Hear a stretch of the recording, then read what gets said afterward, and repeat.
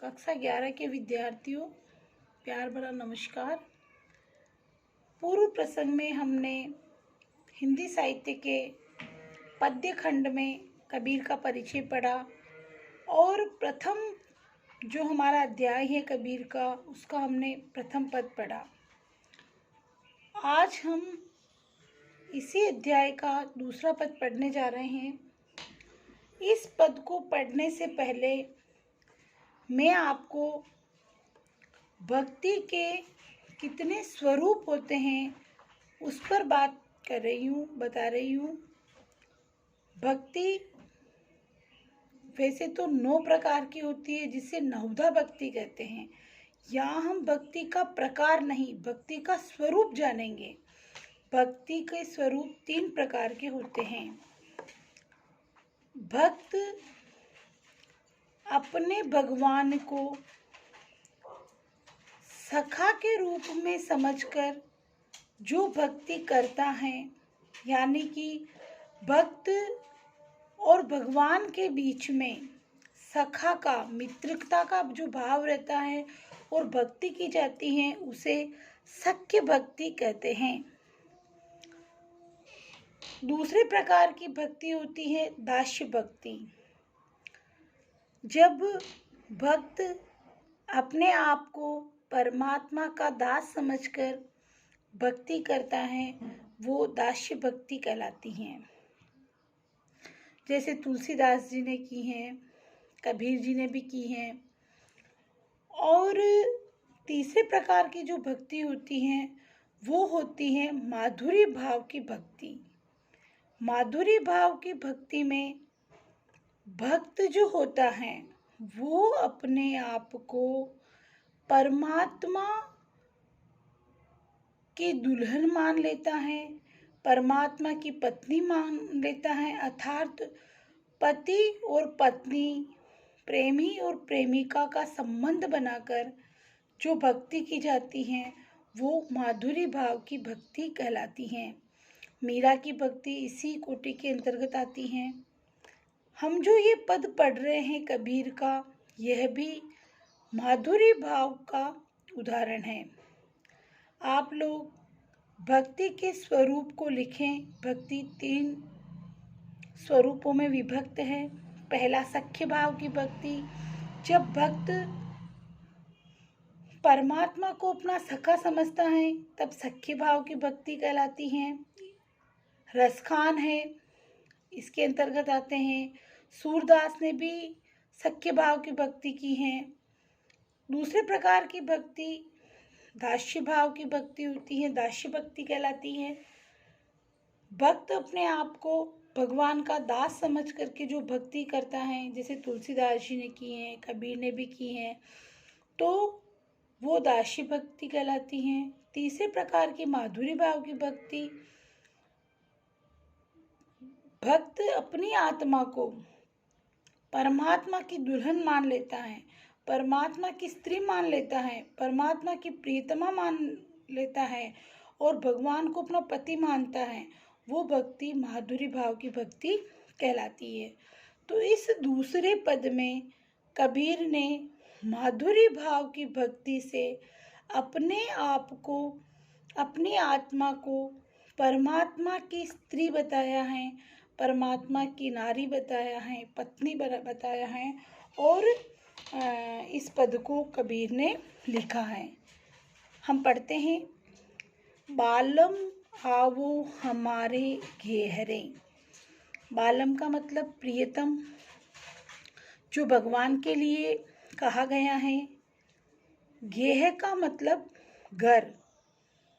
यहाँ पर घर कबीर की आत्मा है। कबीर कहते हैं कि हे प्रियतम, भगवान को संबोधित करके कह रहे हैं, हे परमात्मा, आप मेरे बालम हो, आप मेरे प्रियतम हो, आप हमारे घर जल्दी से आ जाओ। आपके बिना मेरी ये आत्मा विरहाकुल है, आपके विरह में मेरी आत्मा तड़फ रही है। अर्थात बालम आवो हमारे गेहरे, हे प्रियतम, हे परमात्मा, आप हमारे घर आ जाओ, मन रूपी आत्मा रूपी घर में आ जाओ। तुम बिन दुखिया देहरे, देह का मतलब शरीर।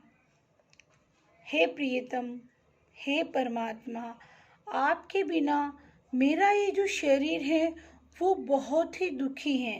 विरह के वेदना में मेरा ये शरीर हर समय अधीर रहता है।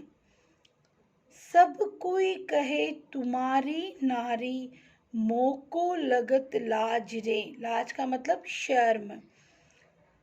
मैं क्या कहूँ, सभी दुनिया कहती है कि मैं जो हूँ वो तुम्हारी पत्नी हूँ, तुम्हारी स्त्री हूँ, और यह सुन कर के मुझे शर्म आती है। अब देखो, जो कोई भगवान की पत्नी अपने आप को मान रहा है और उसको शर्म आ रही है, तो क्यों आ रही है? क्योंकि सभी पति अपनी पत्नियों से जा कर के मिल लेते हैं, और आप जब मुझसे मिलने नहीं आते हो तो मुझे अपने आप में लज्जा आती है कि आप कैसे पति हो जो मुझसे मिलने के लिए भी नहीं आ रहे हो। दिल से नहीं लगाया तब लग कैसा स्नेह रे। स्नेह का मतलब प्रेम।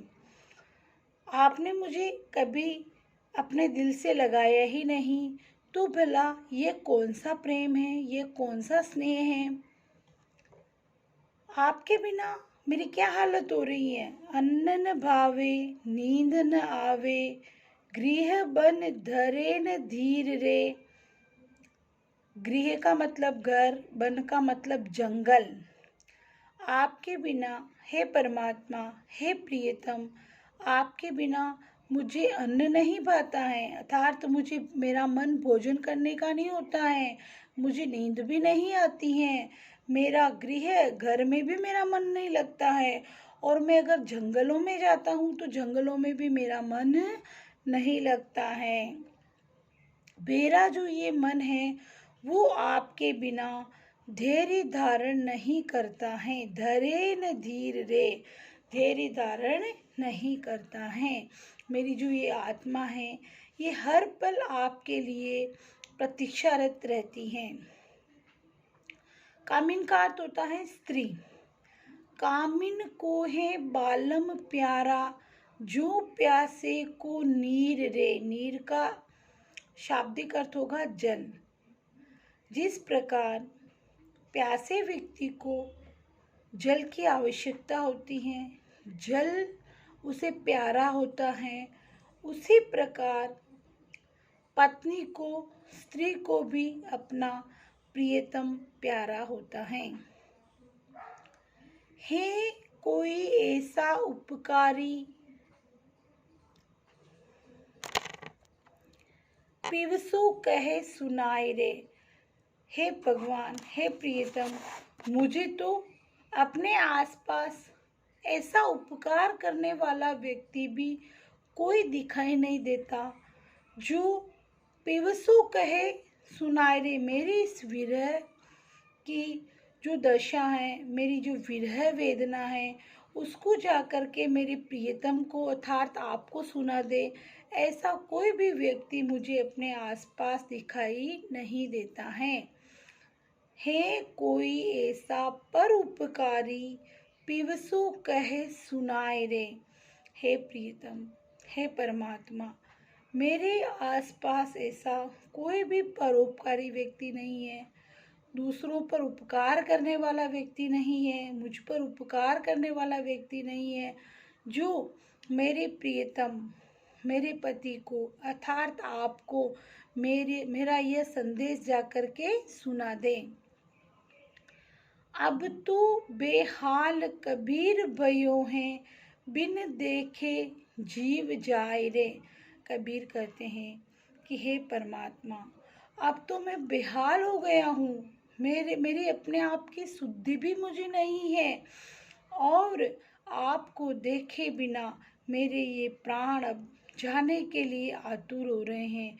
तो हे प्रियतम, हे परमात्मा, आप जल्दी मेरे घर आकर, मेरी आत्मा रूपी घर में आकर के मुझे दर्शन दीजिए। देखिए, कबीर के इस पद में दूसरी पंक्ति देखते हैं अपन, दुखिया देहरे, द और द की आवृत्ति होने से इसमें अनुप्रास अलंकार हैं। फिर आगे देखो, अन्न न भावे नींद न आवे, गृह बिन धरे न धीर, धरे न धीर, ध और ध वर्ण की आवृत्ति हो रही है, यहाँ पर भी अनुप्रास अलंकार हैं। प्रस्तुत पद में जब हम विशेष लिखेंगे उसमें हमें ये लिखना है, अलंकार अनुप्रास अलंकार हैं। कबीर की भाषा सदुकड़ी भाषा है। प्रस्तुत पद में प्रतीकात्मक शैली का प्रयोग किया गया है। कबीर की आत्मा प्रतीक के रूप में परमात्मा की स्त्री है और परमात्मा बालम के रूप में, प्रियतम के रूप में कबीर के पति हैं। इसमें रहस्यवाद के भी दर्शन होते हैं। ये हमारा कबीर का प्रथम अध्याय यहीं पर समाप्त होता है। आप इसके प्रश्नोत्तर करें।